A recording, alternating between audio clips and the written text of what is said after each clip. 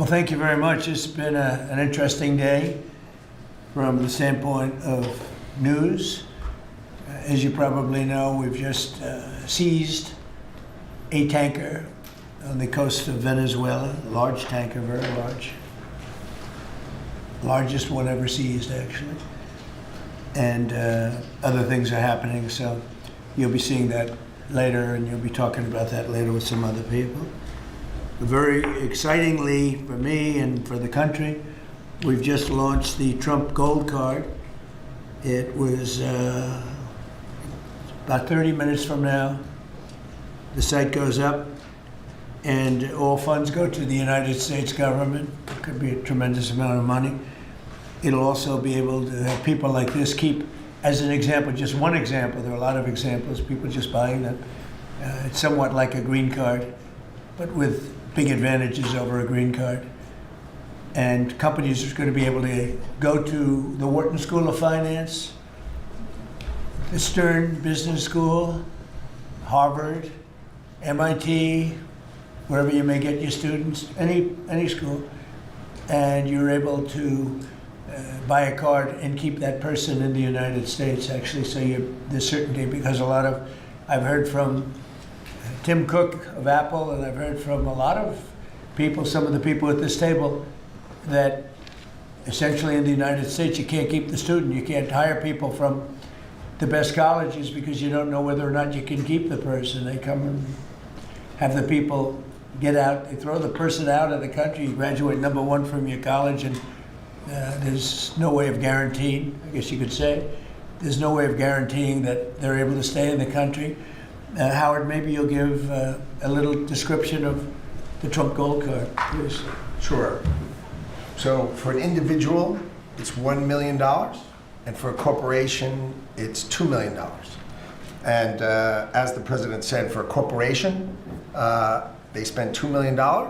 They can then have an employee, full vetting, the best vetting the government has ever done, $15,000 vetting to make sure these people absolutely qualify to be in America, absolutely qualify.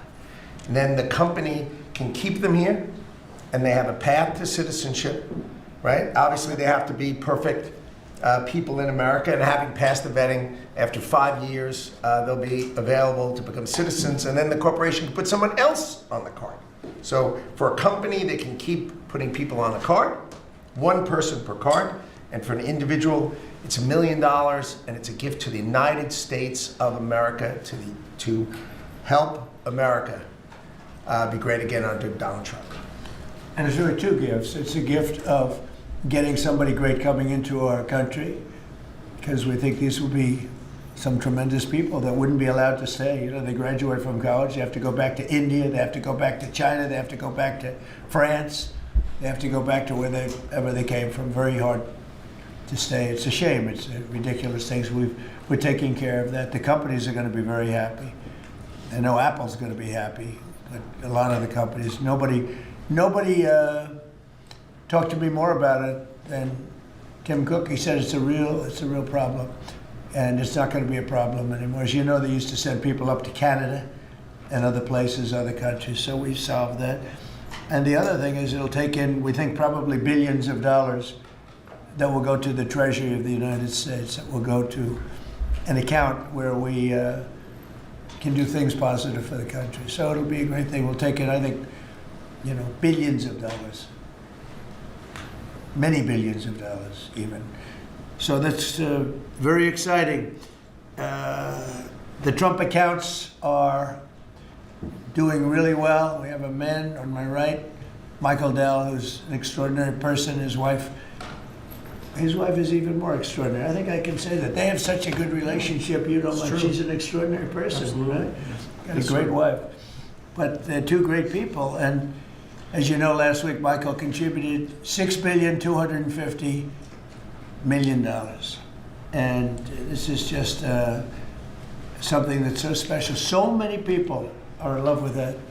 He understood it right from the beginning. It was his idea, and he understood it right from the beginning. Could you give maybe just a little description of why you loved it for such a long period of time, and we were able to get it through the great big beautiful bill, basically?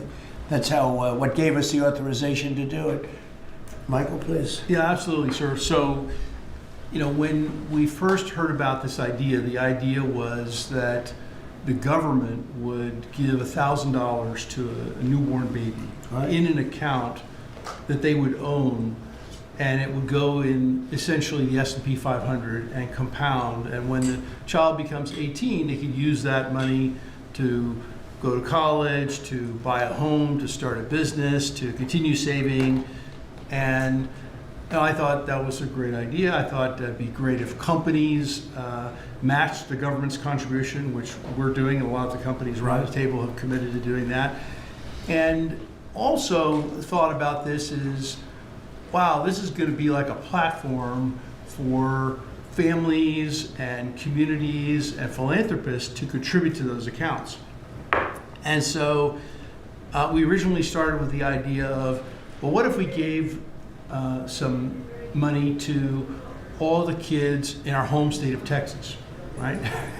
We thought that would be a nice thing to do. That's still a lot. Yeah, it is. 1 out of 10 new kids in America are born in Texas. Yeah, it's pretty good. Happen to be a fan of the state of Texas. But anyway, we thought about it some more, and we thought, this is going to be something really special. We have a foundation. It focuses on children. It's been around for 26 years, and we said, well, why don't we go bigger? And so we talked about it, and now that the Investment America Act is a law, which that in itself is a incredible thing that occurred. It does create a platform, and we were super happy to announce that we would give $250. We arrived at $250 because next year will be the 250th birthday of America and 25 million children. We thought that was a nice thing to do because it would include most of the children that are 10 and under, that are not part of the government program, that live in zip codes where the median income is less than $150,000. And that was also an important part of our contribution. And I do believe there will be a number of other large gifts announced. I've already spoken with a few that will be announcing gifts at the state level, right, and more to come. Yeah. It's amazing, and it's amazing the vision you have, but that's why you're so successful, frankly. And to think that Michael started off with not a lot of money, I would say, right? Not too much, like very little. And he can give a gift of $6,250,000,000, and I know he said he's going to do a lot more. It's pretty amazing. It's really a beautiful thing to watch. So great for our country. So we have the Trump accounts are doing really well, and it's become, I have to tell you, just everyone's talking about them, beyond what I would have even thought.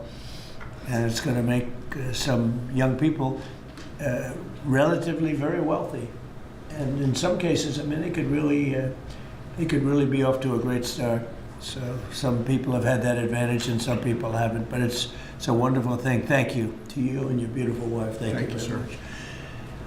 So it's a pleasure to welcome so many brilliant minds and distinguished business leaders back to the White House. I love these brilliant minds, including Michael Dell of Dell Technologies, who makes a great product. And I want to thank him for what he's done, what we just discussed, the accounts. We also are grateful to be joined by Enrique Lores of HP. So thank you very much, Enrique. Great job you're doing. Antonio Neri of HP Enterprise. Thank you very much. What's the difference between HP and HP Enterprise? We focus on the cloud security, networking, and large systems. The cloud's good.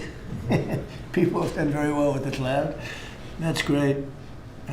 Arvind Krishna of IBM, who's actually become, I would say, a legend. The job he's done. He's taken the stock from a rather low price to a very nice price. I won't say high because I'm sure you're going to say it's going to go up a lot more, right? So I can't say a high price. But he took IBM into a new stratosphere that nobody, I think, saw. If you go back to before when he took over the company, nobody would have even imagined that you'd be able to do what you've done. So congratulations, become a good friend. Cristiano Amon of Qualcomm, and thank you very much. Congratulations on the success. Thank you. I know a lot about your company. You've done amazing. And Executive Director of the Technology CEO Council, Bruce Mailman. So, thank you very much. I think that these people know each other. We're going to be talking a little bit about technology today, and we'll take a few of your questions about technology. I'm sure you probably won't have too many of those questions. You'll be asking about some other things, right, Bruce? Our administration is committed to total dominance in technology. Right now, we're leading artificial intelligence by a lot. And I think, you look at what's going up, and we're writing rules, regulations. We want to keep it at the federal government level, so it's simple for the companies, very important, frankly. And I think we're pretty well committed. I spoke to some of the senators today, and I think we're committed to do that. We want to make it as simple as possible, as easy, because you're competing with some very big sources, and we want to stay number one by a lot. We're leading the world in building new data centers and new semiconductor and chip manufacturing facilities and new capacity for AI. And we're unleashing all of the forms, literally all forms of energy and natural gas and oil to clean, beautiful coal and safe, reliable nuclear power. And I'm giving them approval to, when they build these massive plants that cost $50 billion. It used to be that for $50 million, you could build a nice little shopping center. But for $500 million, you could build one of the biggest, most beautiful centers. And now they're talking about $50 billion. So explain that one. These buildings there's never been anything. There's never been anything like that. So you're all involved in that. It's pretty amazing. 1 year ago, our country was considered dead by many leaders throughout the world. And now we have what's called the hottest country anywhere in the world. We're the hottest country in the world right now. 10 months took us. I thought it was going to take longer, Michael. I didn't think we were going to have this success this soon. We have over $18 trillion being invested. So much of it by, like you're in for a lot. What's the number that you're looking at? 150. 150 billion. That's good. I don't know, Michael. Am I allowed to ask you? You already gave 6,250,000,000. Do you have you stated a number that you're at for investment, future investment? Well, if I think about all the, investment that we make with the American companies that are adding capacity, particularly around semiconductors, it's several $100 billion. I think that's right. It's pretty good. Yeah, it's pretty good. It makes the 6 billion sound very, very small. That's very good. Antonio, what about you guys? What about you and Enrique? How's that going? Well, have you announced a number or anything? No, I'm actually happy to share with you. Over the next few years, we're going to invest an additional $3.5 billion building secure manufacturing. Right. We built the largest supercomputer for the United States government that supports both the DoD and DOE. So in the next 18 months, we're going to build the largest 5 supercomputers that will keep the United States ahead of the game, both in life science and AI, but also to keep ahead owning the entire stack at the national security level. Great. Are you doing that separately? Are you doing that together or separate? No, we are totally separate companies. Totally separate. Wow. From our side, we invest in the US around $18 billion per year. So if you look at the next five, that's right. It will be close to $100 billion. And we are going to be investing in AI at the edge, not only on data centers, but how to make AI available to customers in PCs, in headsets, in devices that they will be using every day. Which is so it's over $100 billion. Yes. And you're doing well. HP is doing really well. Yes. That's great. We're competing hard with Michael, but we're doing well. Are you direct competitors? Yes. That's it. That's why they're on different sides of the table, sir. The old days would say, "Why don't you make a deal?" I guess now it's not so easy to make. We can have an arm wrestling match now. Yeah, If you want to. And Cristiano, you've been amazing, right? Your company with the investments. How are you doing with We're doing investments? great. I think, Mr. President, you have a great decision. I think when you drove our company to continue to be innovating, and I think we're doing very good. We've been, in addition of doing phones, I think we're now, our chips are going to every car company in the world, all the car companies. We're entering into the robotics. There's a lot of growth in robotics and the data center. The new smart glasses going to be the future mobile devices. Industrial, I think a lot of the drive towards manufacturing the country is driving a lot of technology for smart manufacturing. We're making chips for that. So I think we're very excited. And I think, like Michael, I think the number of industries our chips are being enabling is driving hundreds of billions of dollar investments in. And most important for us, semiconductor manufacturing is very important. So we are going to be customer of the fabs that are being built in the United States by TSMC and Samsung. So we're just going to keep going forward. Yeah, those investments are very important, and we are all customers of those fabs. Those two are my customers too. So Memory stuff? Memory? we don't do memory. We do a lot of the Who's processing. the king of memory? It's Micron and Micron's- SK Hynix. and Micron's Samsung. another one doing very well. That's great. Yeah, I heard you're doing fantastically. Congratulations. Thank you, Mr. President. The stock market has set a 51, think of this, 51 all-time record highs during the last 10 months. 51. You guys are big beneficiaries. You're setting the records, right? It's amazing. 51 times we've hit a new high. And in the history of our country, if you think about it, 51 times during the last 10 months. And Bruce, let me ask you, pull these people all together. How's it looking for technology? A lot of global competition, but you'd rather be playing our hand than any other hand in the world. I think so. We have a good hand right now, don't we? Joe Biden secured just really much less than $1 trillion of new investments in 4 years. And in 10 months, we secured more than $18 trillion. So 18 times the amount in 10 months what they did in 4 years. And they would have gone negative. They were heading toward negative. In other words, not $1 trillion, but it could have been 3 or 4 or 5 trillion less because people were leaving. So it was a big turnaround. In 10 months, the $18 trillion, it's a record. There's never been a country that's gotten anywhere near that. In the Middle East, when I left the Middle East, we brought back $3 trillion and lots of Boeing airplanes, like 300. And Boeing gave me the award for the greatest salesman in the history of Boeing, which was a nice little award, every little plaque. The greatest, I think I've sold 1,000 Boeing planes, can you believe it? Now all they have to do is make them, okay? They gotta make them, but they will. But we have made historic trade deals with the United Kingdom, China, Indonesia, Vietnam, Japan, the EU, Malaysia, Cambodia, El Salvador, Argentina, Ecuador, Guatemala, Switzerland, Liechtenstein, Thailand, and South Korea, and many others.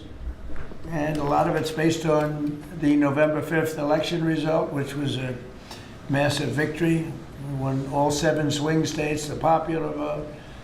We won the Electoral College by a landslide. We won counties. The counties, they do it. I don't know, to me it's the most accurate of all in many ways. We're 2,700 counties against 525. That's pretty good, right, Cristiano? Pretty good. 2,700 against 525. 525. That's why when you see the maps are all red, except for two little blue lines on the right and the left side of the map. They're probably changing too. Americans are great builders, and in the Trump administration, America is once again a country where innovators get a green light. You have the greatest innovators in the world at this table, and representing a lot of their friends who are competitors and friends. But we're really on a big move to get rid of red tape so they can run their businesses and not have to wait 10 years for an approval. In the old days, getting some of these approvals for plants that are already being built would have taken 10, 15, even 20 years prior to rejection. You'd get rejected. You'd work 20 years and then you'd lose 5 to 4. And we're getting plants approved in a matter of weeks. The biggest plants ever built in a matter of weeks. for every new regulation, we're slashing more than 10 old regulations. So we're not allowing regulations unless they slash 10 old regulations. We did that in the first term, and we cut more regulation than any administration ever. In our first term, we have the all-time record. I think we're exceeding it here. In fact, now it's 1 in 24 is the number we're at. It's 1 in 10 you have to do, otherwise we're not letting you do it.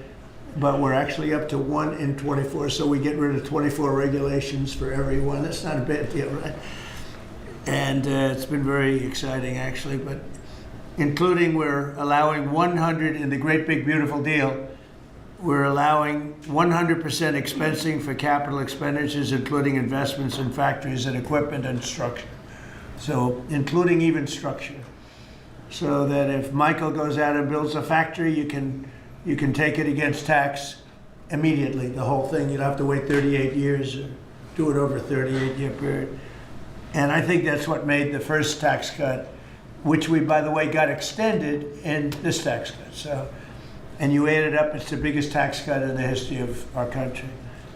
But I think that the expensing factor, and it's good for 10 years too, I think that's the, maybe was the reason that so much growth was, there were other reasons, but so much growth was gotten in the first term.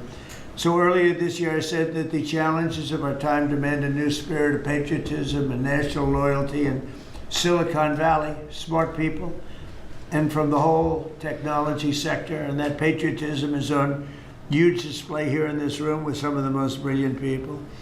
And I'd now like to ask Secretary Howard Lutnick to say a few words, and OSTP Director Michael Kratsios also say a few words. And I look forward to hearing from Michael a little bit about this subject. Cristiano, welcome. And Arvind, you'll say something, and I appreciate it. And anybody else wants to say a couple of words, feel free. Good job. So why don't we start with Howard, please. So the key to America's success is the amazing innovators that we have. I mean, we have invented everything from the light bulb, transistor, GPUs. We are on the edge of everything. And we need to keep being on the edge, and the people at this table and this industry is why America's great. We need to build here. You know, for too many years, we innovated and we let everyone else build our stuff. And we just can't do it anymore. So with President Trump coming and winning the election on November 5th, we changed that, and now we're going to build it here. You've done everything you can, and you've heard trillions and trillions of dollars of technology build coming home to America to protect and defend us and use our innovations here. You're driving interest rates lower, and you're going to continue to drive them lower. That makes it cheaper. It makes it more exciting to build here. You're blowing out the regulatory deep state so that people can build here and do it fast. And the last thing is, because of our investment in energy, we're going to drive down the cost of energy for all Americans, including the people who are building here. Drive down the cost of energy. It's great for America. Put all of that together, and you're going to see the greatest growth the United States of America has ever seen. You're going to see north of 4% next year, and then it's going to go up from there to 5s and 6s. This president's going to drive the greatest GDP growth, led by the tech sector coming home and driving growth. Well, thank you. You know, one of the things I'd like to say just before going over to Michael, and this Michael, and then we'll have this Michael, all right? But one of the things I'd like to say is, in the old days, when you announced really good results in this country, the stock market went up. And that's the way it should be. And we're going back to that. Because otherwise you can never really attain true greatness. In other words, GDP at 4. Oh, 4 is so high. Let's raise interest rates and kill it. And we're going to go back to the old days. When we announce great results, it doesn't mean we're going to raise interest rates and try and kill it. It means that instead of 4% GDP or 3%, which I said so wonderful, 3%, it should be able to be 20 or 25%. I don't know why it can't be. You shouldn't kill it. And so we hope that if this country announces great results, because you're going to see great results over the next couple of years, all these plants, and I'm not just talking about AI. We have the biggest number of auto plants planned. Toyota just announced $10 billion in plants built, various couple of locations, few locations in the country, just a little while ago. They're all coming here. They're coming here because of tariffs, because they don't want to pay tariffs, but they're coming here because of the election and the mindset. But when we announce good results, the market should go up. Now it's when you announce good results, Michael, the market goes down because they say, oh, that means things are good. That means we're going to kill it by raising interest rates. I think it's really wrong. It should be the opposite of what it is now. It should be the way it used to be. We announce good results, the market should go up, and we should keep driving it up and have it keep going up and let it be much, much bigger, much, much better. And, growth doesn't mean inflation. They're always afraid that, oh, we have, and if there is inflation, that's okay, then we can slow it down. But we should be able to do a lot better than 3 and 4. We're scheduled to be at 4%, which is pretty amazing because we have a deadhead Fed hair. I mean, this guy, the head of the Federal Reserve is a stiff. And, you fight that. It's amazing. We fight that, and yet interest rates are going down, except with him, not too much. He did a rather, I would say, a rather small number that could have been doubled, at least doubled. And that's the other thing. I think the rates for the United States are always the lowest in the world, because without us, there is no world. Without this economy, there's no world. You could go to some of these wonderful countries that you think are so great. Well, one of the reasons they're great is because we allowed them to get rich off of us. We didn't charge them anything. You look at some of the deals, I don't want to use Switzerland as an example, but Switzerland paid almost nothing in terms of a tariff or a tax or whatever you want to call it, license. They paid nothing, and they're paying now. They're paying a fair amount. I had them at 39%, but I decided to be nice. I was nice, and I think they like us a little bit better. But the money you're talking about is enormous. Our country is a very rich country. But if we do well, the market should go up and the value of our country should go up. And if we do poorly, the market then should go down. It shouldn't be the opposite. And if we go up, we should encourage it to go up more. And those numbers, when you say, 3% of GDP or 4% of GDP, they should be much higher. So, I've wanted to say it. I do say it. I believe it. And we have to get a mindset that when a country's doing well, you don't want to kill the growth. That's what they're doing. They kill the growth. I don't know if you guys even agree with that. They kill the growth because they're so afraid of inflation. But you can have tremendous growth without inflation. Everything goes up with the growth. But that's not inflation. So I think we can do much better than traditional numbers. And you see that. You see that with what we're doing. We're leading in everything. And now, and remember this, as far as prices are concerned, and they talk about affordability, I inherited the worst inflation in the history of our country. They say it was 48 years, but I say it was the history. What difference? It's 48 years, they were telling me. And they said I was being inaccurate because I said the history. I think 48 years is a long time, but it's actually, I disagree. I think it's the history. So in the Biden administration, I inherited the worst inflation in the history of our country, or 48 years. And prices were very, very high. I brought the prices down.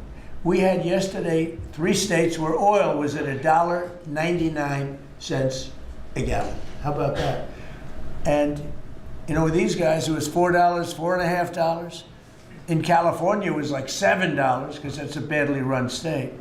But the price for oil and gas and everything else, the price of gasoline was $4.50, $5.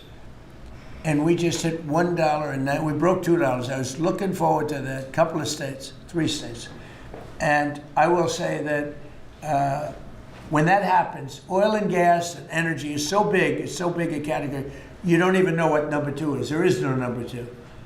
And when you have the prices coming down for energy like that, you've killed inflation, and you're lowering prices. So I inherited, very simply, the highest prices in history. and I'm bringing them down really fast, led by energy.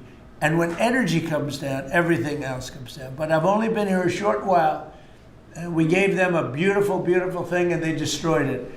They would have destroyed our country had they been allowed to stay. If we didn't win this election, if we had Kamala, who's the same as Joe, low IQ people, but if we had Kamala, you would have a country that would be right now in ruins. I believe that 100%.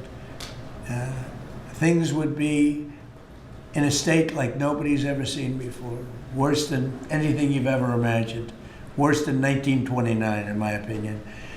Instead, we have the hottest country in the world, and we're going to keep it that way. But just to finish, we inherited high prices. We're bringing them down very rapidly, and we're bringing them down to very, very good levels. They'll soon be down at very good levels. Michael, please go ahead. Absolutely. As everyone in this room probably knows very well, leadership in science and technology has been foundational to our economic and national security for 4 decades. And because of the policies that you have championed and the private sector partnerships that you have made, America currently is leading the world in S&T, and it's benefiting all Americans every day.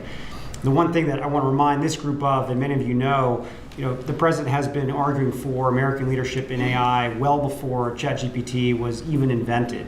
The president signed an executive order on artificial intelligence leadership in 2019, which set the stage for the revolution that we're seeing today. In the past year, we've built on that. We signed out the AI Action Plan in July of this year, which the president launched here in Washington, along with 3 EOs. And I know a lot of that effort is around creating a regulatory environment to allow for companies like yours to thrive and for the applications that you build to have the biggest impact on Americans every day. So thank you for everything that you do, and I know we're going to keep working together to make sure that America is the home for the next great technological discoveries. All right, thank you, Michael. And Michael? Thank you, sir. Well, look, we greatly appreciate the focus the administration has on lowering energy costs. And energy is the substrate of manufacturing at the industrial level, and really an incredibly important input to the economy. We can't be competitive without a super low cost energy industry. And had a great meeting earlier today with Secretary Wright, and really appreciate all the work that he's been doing. This is, of course, incredibly important when it comes to AI, because it does consume a great deal of power. All the semiconductor manufacturing consumes a great deal of power. Another big area of focus for us is how we can take all this great AI technology, the AI stack of the innovative companies here in the United States, and sell that around the world. And I'd like to ask Arvind to speak a little bit more about this. Arvind? Thank you. So, Mr. President, first, we really would like to thank you for everything you're doing for economic growth, as you said. I completely agree with you. Economic growth then drives a lot of other benefits to everything else. We also want to thank you for all the work you're doing on deregulation and making things easier for business to participate in that growth. Michael spoke of the AI stack. It's incredibly important that under the action plans that you have laid out and Michael Kratzer just spoke of, we really help promote the AI stack, which is not semiconductors only. Those are incredibly important, but it's semiconductors, it's software, it's the systems which many of us here build, and it is the software applications on top.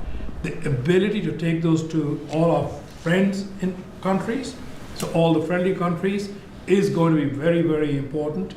And we wish to work with your government to make sure that we can do that, because otherwise we're afraid that competing countries are going to be able to get that stack. So we would say that. Anything that you're looking at that we can help you with so that you create a bigger and better IBM and hire a lot more people? Anything you need? A few countries, we'll speak to members of your administration to make sure that those can go and that barriers get lowered for being able to do it quickly. We agree guardrails are necessary, but lower barriers would be very, very helpful. You mean tariffs? No.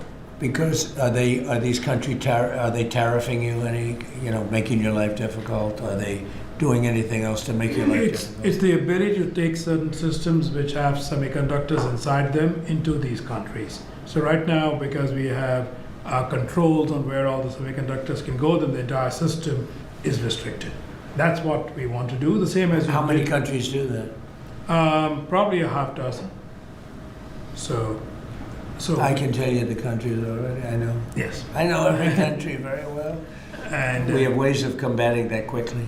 So you'll let me know. And the last part I'd like to say is I'd also like to thank you for all that you're doing to help modernize government itself, because we think that that's incredibly important. You made a number of announcements, but a couple that I'd just like to point out, we worked with Commissioner Frank Bisignano to help make Social Security better. So I would like to thank you for your help on that. Good. And we'll work with him on making IRS. He's done a fantastic job. He is. Frank's great. He's done a great job, Frank. He's had a great career, actually left a tremendous career where his salary, I think, was 100 times greater than it is now. And he was at JP Morgan Chase, and he's doing he did a great job at Social Security, quickly. And we hope to help him replicate that now at the IRS also. Very good. Thank you very much. Good job. Cristiano, please. Yes, just a few points. I think, first of all, Mr. President, thank you for your vision. Thank you for understanding the importance of the American private sector in industry, I think, and the growth of the economy. I want to just build on some of the things that were said by my colleagues. I think we have built probably one of the most advanced technologies in the world, and part of it is because I think the commitment to innovation that we have in the country, but also the fact that it has been American technology for the world. So I think we have an incredible opportunity. When I think about what Michael said about exporting AI, I had conversation with Secretary Howard. Now that the trade deal's been made, is an opportunity to really build on those trade deals and export, I think, American technology. And also, as we think about the technology, it's an important vector to drive the reindustrialization, I think, of the country with technology. So we're incredibly excited about that. I think there's a big opportunity. I think it's the next wave of growth that we can build on those trade agreements. And I think it resonates what also Arvind said about the importance of the American technology stack. And then we're just going to finish with 2 points. There are 2 exciting things happening in the world of technology coming right now. One is, as AI become the new form of computing, AI is going not only to the data center, but to everything, to cars, to PCs. And we see now the ability to run models that you can only run AI in the data center. You can run that on a microcomputer, on a computer for Enrique, on a server, with small server on premise. So I think we're going to see the proliferation of AI. The other one is 6G. We had made a commitment working with your administration, working with FCC. We're going to accelerate 6G. We're working to have a launch first in the world in the LA Olympics. And I think that's another opportunity for America to lead in the next wireless evolution. So thank you. Thank you for the opportunity. Thank you for the partnership. And we're going to be hard at work, I think, driving that agenda. So we're into 6G now. I just finished 5G. I was a leader on 5G, getting that done. And now they're up to 6. Let's do it again. What does that do? Give you a little bit deeper view into somebody's skin? See how perfect it is? I like the cameras the old days. So they just had a nice feature. Now they cover every little. Let's see, Michael, you're in good shape. You're not gonna. But I tell you, it's the 6 is coming, huh? It's coming. Does it ever end? And what happens? You'll be into 7, right? Before 6 gets old, you'll be into 7. Anybody have anything else to say? Anybody? I think that the other thing is we want to thank you as well for the openness of your organization and your team. We always find people that wants to hear what we need and is willing to design programs that will support us. So thank you for. Well, we're here to serve you. We want you to just dominate the whole world in terms of what you do. It's a very important world, and you're doing that. And we're making it easy for you, and that means you're going to do it faster. It's more jobs, and a lot of good things happen, right? Go ahead, please. Mr. President, you may not recall, but in your first term, you actually sponsored the Department of Energy to build the largest systems ever built. And thanks to your sponsorship, the Department of Energy owns the 3 top supercomputers in the world, Yeah. and we build them with them. And these are systems that can do quintillion operations per second. And that means we can solve I know. I a lot remember. of We made that possible. It's worked out very well. Good. solve problems. So now we're going to build the next generation again. Good. Sounds good to me. Any questions, please? Mr. President, thank you. Can you explain a little more about this Venezuelan oil tanker and share a little more information? Well, I'll let the people do it, but you see the result, and I guess they probably have released the pictures by now or pretty soon. You'll discuss that with the appropriate people later on, but no, it was seized for a very good reason. Mr. President, it's found at Cuba. Sir, there's a new proposal from DHS that would see tourists from a lot of countries have to hand over 5 years of social media history to get a tourist visa. Are you concerned at all that if that's implemented, there would be a decline in tourism next year? And what sort of material do you think is... We're doing so well. We just want people to come over here and safe. We want safety, we want security, we want to make sure we're not letting the wrong people come into our country. We're getting rid of a lot of bad ones from jails, from mental institutions, drug dealers. And we're getting a lot of bad people, murderers. 11,888 murderers, half of them, almost exactly half of them, committed more than one murder. We're getting rid of them. In some cases, we don't even want to get them out. We put them in jail because we're afraid they're going to come back into our country. We're not going to let them back in. So we've taken a very tough stand. And you see where we've been. Like Washington, D.C. now, people walk down the streets, they go into restaurants at night. It's beautiful. It's like this beautiful thing to see because until I got here, this was a very, very bad place. We had a terrible thing happen 2 weeks ago with terrorism with regard to 2 National Guards people that are so phenomenal. One is no longer with us, and one, amazingly, we weren't looking with great hope on that, that Andrew. And today he got out of bed, actually, stood up, didn't say anything. It's a little early, but the chances of Andrew, other than his mother who said, nope, he's going to be okay. His mother was the most positive person. And could be that she'll be right. It's pretty amazing. Made progress. It was, both of them were so badly hurt, we never thought that one could survive. So it looks like Andrew's doing pretty well. Mr. President. The winner of the Nobel Prize dedicated the prize to you, the Nobel Peace Prize, and she left Venezuela at a great risk to make it to the ceremony. There is a risk she could be arrested, actually. What would happen if she's arrested? What message do you send, or would you send to Nicolas Maduro? Well, arrested by who? The Nobel Prize Committee? It sounds like that's probably the ones that would arrest. I don't know anything about it. She was very gracious. She said I should have gotten the Nobel Prize, and I don't, I'm doing this to save lives. I'm not doing it for any other reason. But no, I don't like if she would be arrested. No, I wouldn't be happy with that. Mr. President, Senate Republicans currently have a healthcare proposal that would take away, let those ACA subsidies expire and then put about $1,000 in people's HSAs. Do you think that is enough money, and how do you ensure that people who will see those tax subsidies expire won't see their healthcare costs skyrocket? Well, the Unaffordable Care Act, which is Obamacare, they call it now the unaffordable because it's unaffordable. It used to be called the affordable, but it was never affordable. It was always bad. It was basically designed for the benefit of insurance companies. And what we're doing is we want all of the billions and billions of dollars that went to insurance companies to go directly to the people, and they can buy their own health care. And people love it. I don't know if the Democrats are going to approve it because they want the insurance companies to make money. It was a scam. Obamacare was a scam. But we're going to see. I mean, the Republicans, I can tell you, want the money to go to the people. And we're winning that battle.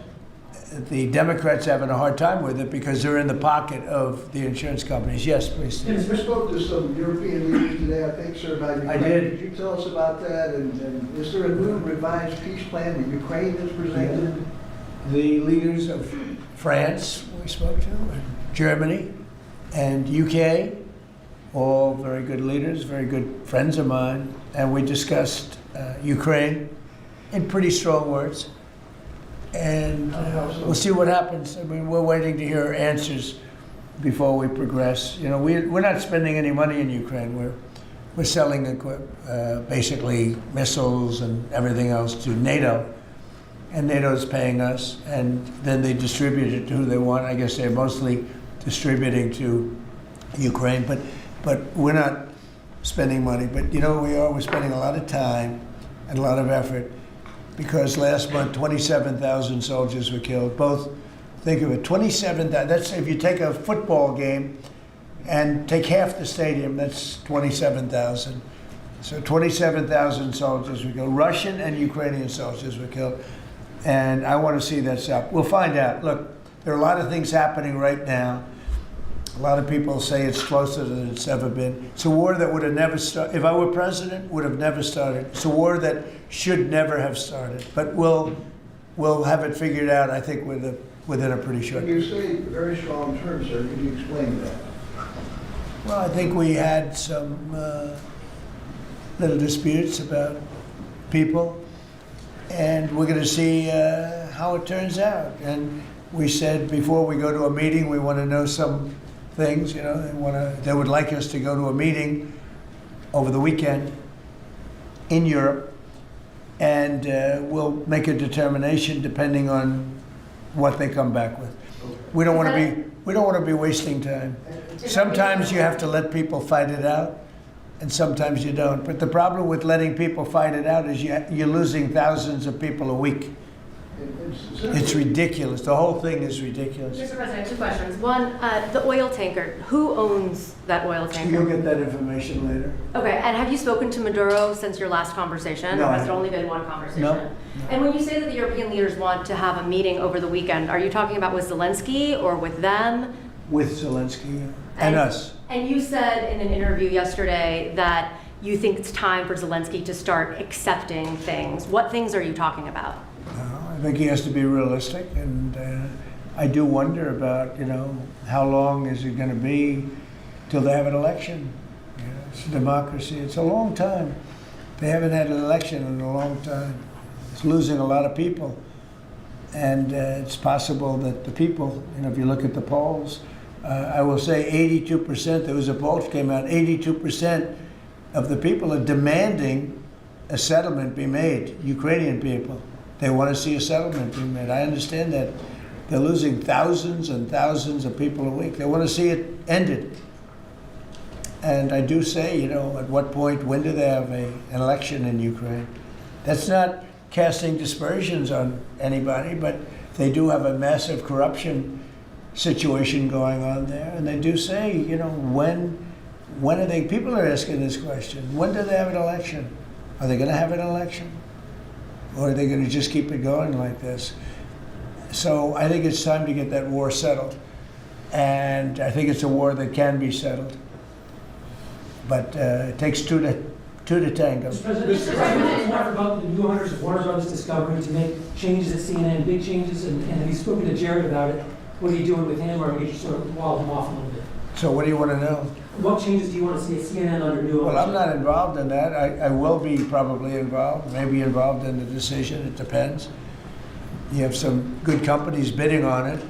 I think the people that have run CNN for the last long period of time are a disgrace. I think it's imperative that CNN be sold, because you certainly wouldn't want to put people, just leave those people with some money, good money, and CNN, so that, you know, they can spend even more money spreading poison, because it's lies.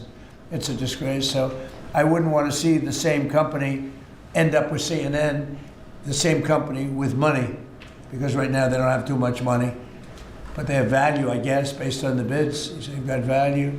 But I think CNN should be sold, because I think the people that are running CNN right now are either corrupt or incompetent.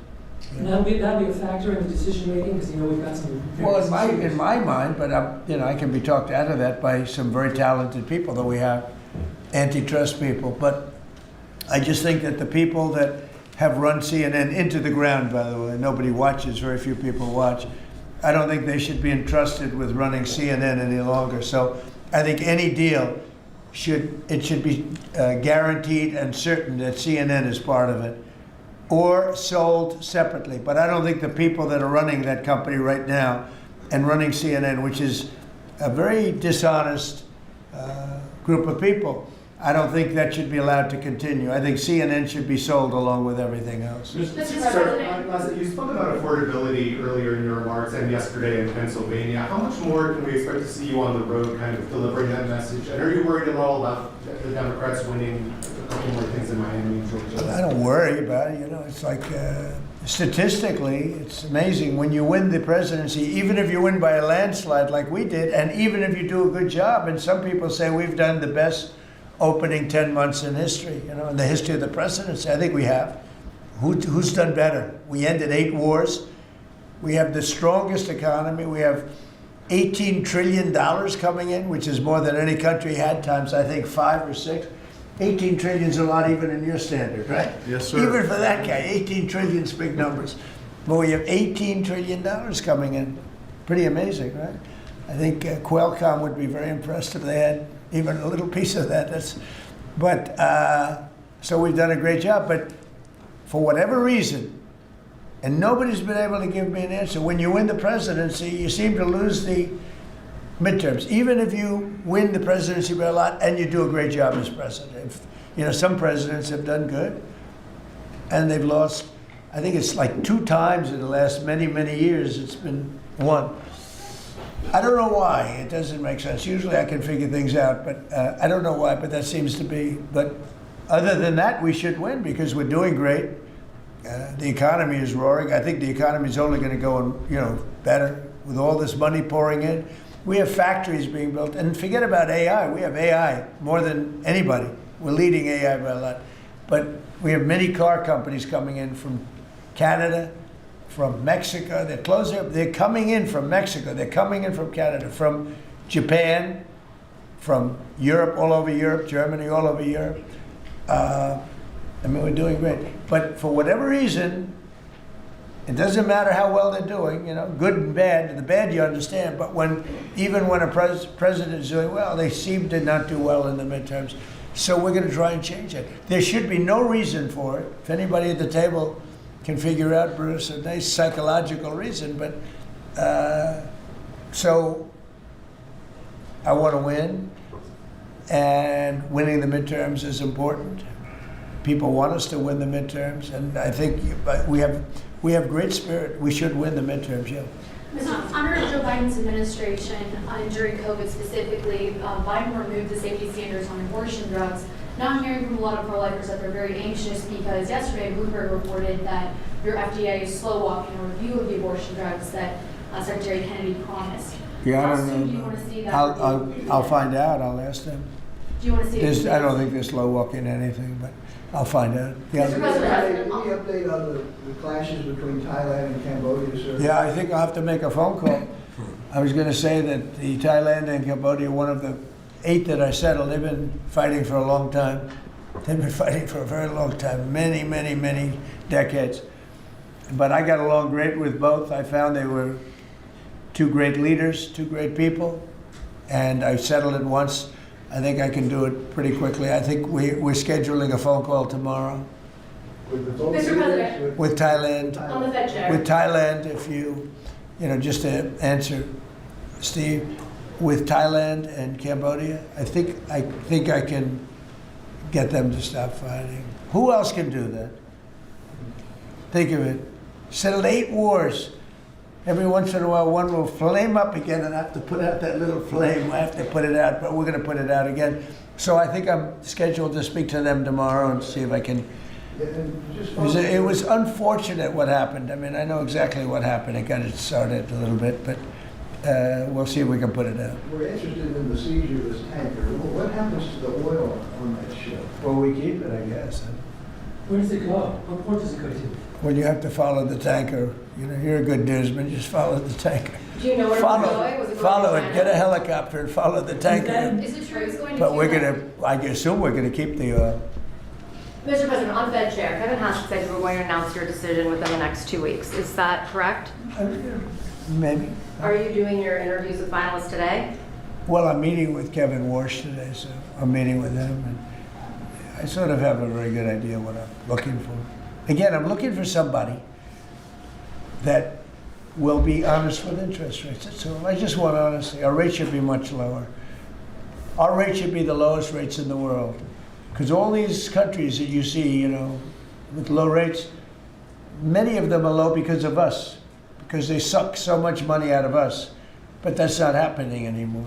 We should have the lowest rates in the world. And without us, none of them really exist as an economy. I mean, I can show you these really prime, really wonderful countries. They've had nothing but success.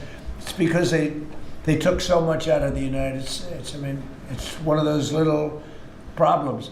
I want to see that when we do well, we're rewarded for doing well, not the way it's been for the last pretty long period of time.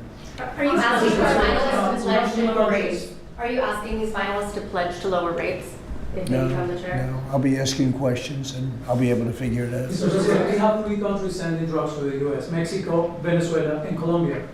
And you talked to the president of Mexico, you already talked to Nicolas Maduro. Have you considered talking to the president of Colombia, whom you call a drug dealer? No, I haven't really thought too much about him. He's been fairly hostile to the United States, and I haven't given him a lot of thought.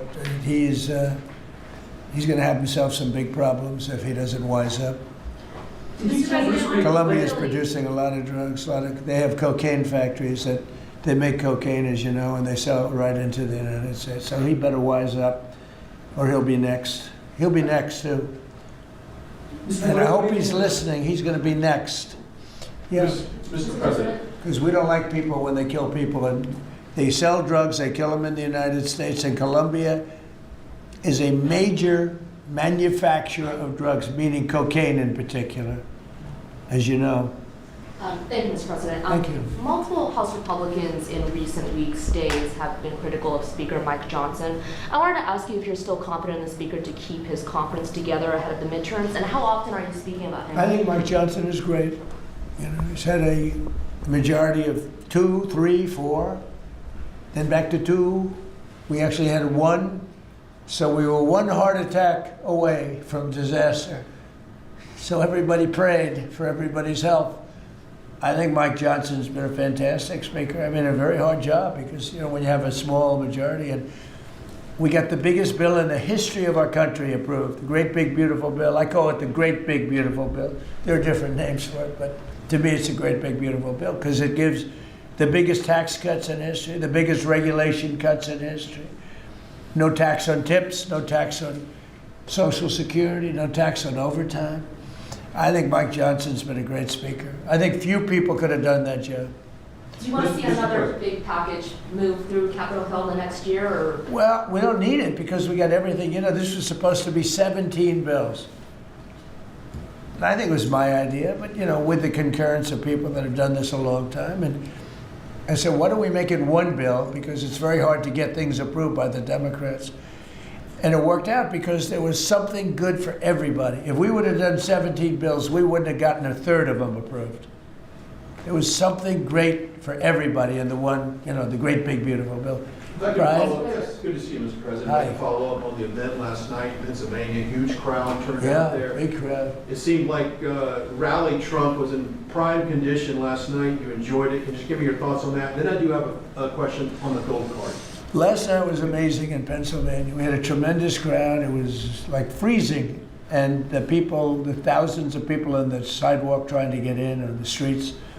It was an amazing evening, actually, and I think people really enjoyed it. I enjoyed it. You could tell that. I can tell that you enjoyed it. I enjoyed it. I really did. Well, it's easy to enjoy when you do a good job, and when you can talk about things in a very positive way. It's hard not to say it. We have potentially the greatest economic boom in the history of the world. It's being built right now, and when it opens, there will be nothing ever in history like what's happening in our country. And, Washington, D.C. is safe, and Memphis is now. Look at Memphis. Crime is down 60% in Memphis. We just got there 3 weeks ago. And we're going to have New Orleans. New Orleans was we just sent a group of people there, and crime is down 28% in about 3 days. We do a good job. and these are central casting people. These people they're very tough people if they have to be. They're very good, they're great patriots, but they are the toughest, and they don't take any nonsense. And every place we go, we knock down crime. Too bad that we're not invited more into Chicago, because we could save Chicago very quickly. But even that, we're doing it on a minimal basis until, at some point we'll just go in and do what we have to do if the governor doesn't wise up. They got a bad governor, they have a bad mayor. I would say they're both incompetent, but it's hard to believe that people don't want to stop crime. We could stop the crime in Chicago in about 2 weeks. Go ahead. My question is on the gold card. And I apologize if I missed the answer to this. Is there a limit to how many gold cards these companies can buy? Howard? So the program is part of the already approved visas. So we're just going to have great people come into this country. The average green card holder earned less than the average American. So they were more likely to be on the dole and be on our assistance programs than average Americans. And the idea is from President Trump, he wants to raise it, bring in the best people into America. So same visas, but now just full of the best people. Basically, it's a green card, but much better, much more powerful, a much stronger path. And a path is a big deal. Have to be great people, but much stronger path. And it also, in addition to that, helps companies, because not only for companies, but if IBM gets somebody #1 in his class at the Wharton School of Finance, and you're dying to get the person, but you can't guarantee the person stays in the country, because oftentimes they'll say, I'm sorry, sir, you got to get out of here, you have 24 hours, right? And you say, where's my employee? Now IBM can buy a card, and that employee can be there for essentially a very long period of time. Mr. President, could you tell Bruce? It's so needed for the companies. It's needed for others, but really it's basically a much better form of a green card. And you can't get green cards. They are impossible to get. This is much better than a green card. Yeah. Yes, so did you tell Bruce Blakeman not to run for governor, or that she should think about not running for governor? I haven't spoken to, first of all, he's a friend, she's a friend. These are two great people running. In a way, I hate to see them running against each other. I hope they're not going to be damaging each other. But Elisa's fantastic, and Bruce they're two fantastic people.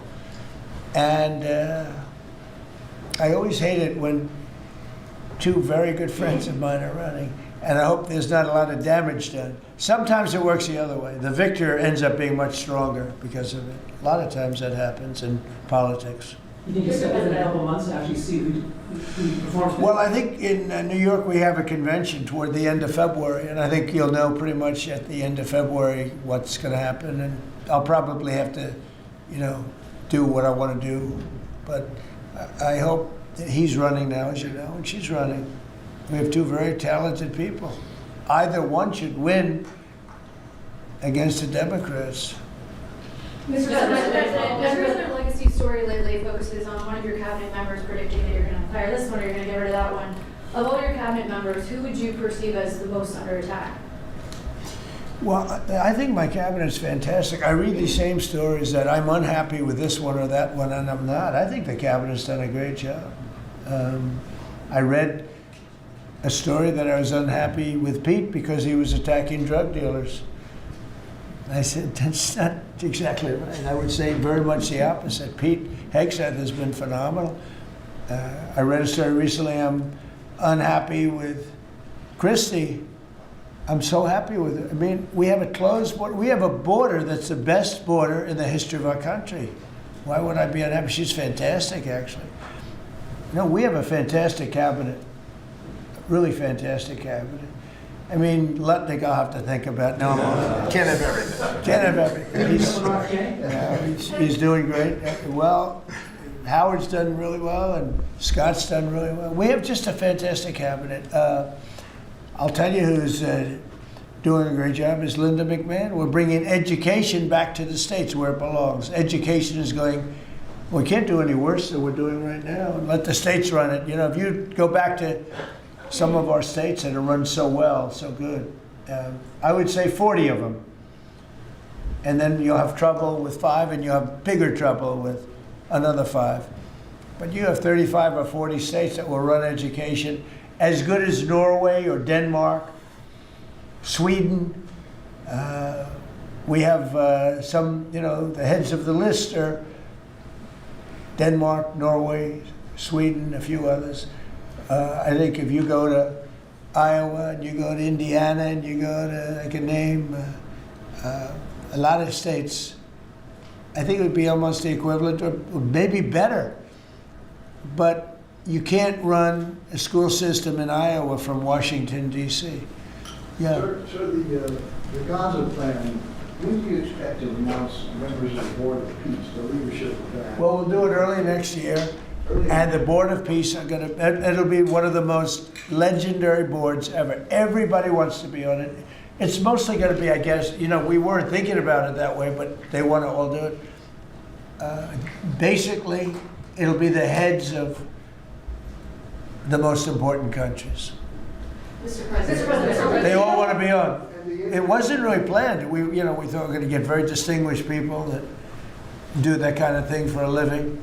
But really, it looks like it's turning out to be, they want to be on the heads, the kings and the presidents, prime ministers, they all want to be on the Board of Peace. Mr. President, on the follow-up to last night's rally, can you clarify, you have called the affordability crisis as a Democratic hoax, but you also want to make America affordable again? No, the word that they use is a hoax, and because they're the ones that caused the problem. I'm talking about when you're trying to say it a different way. Now, it's pretty simple, though, if you listen. It's a hoax where they created the problem. They're the ones that gave the high prices. So when they use the word affordability, they shouldn't be using that word because they're the ones that created this problem. They created the highest inflation in history, and they created the highest prices in history. And now we have to get those things down. But when they look and they say affordability. They never discuss it. They just say the election's about affordability. Well, it may very well be. I think it's also about still the border. You have to remember the job. The sad thing is, for 7 months, we've had no people come through our border. Nobody can even believe it. 0 people. And the people that do that are largely Democrats, which the people that do the stats. We've had no people come in, other than coming in legally. But if you take a look, and nobody wants to talk about that. In fact, last night I said, let me talk about the border. My own people told me, sir, nobody cares about the border anymore. You've fixed the problem. I said, do I get a little credit for fixing a disaster where millions of people a month would flow into our country, and from prisons and from gangs and from drug dealers and mental institutions? They say, sir, you fixed the border. Nobody cares. I say, but I care. It's sad when you fix something and then you can't even use it. You can't talk about it. My own people don't want to talk about it anymore. But very simply, the Democrats created the worst crisis of inflation that this country's ever had. And with that came the highest prices that we've ever had.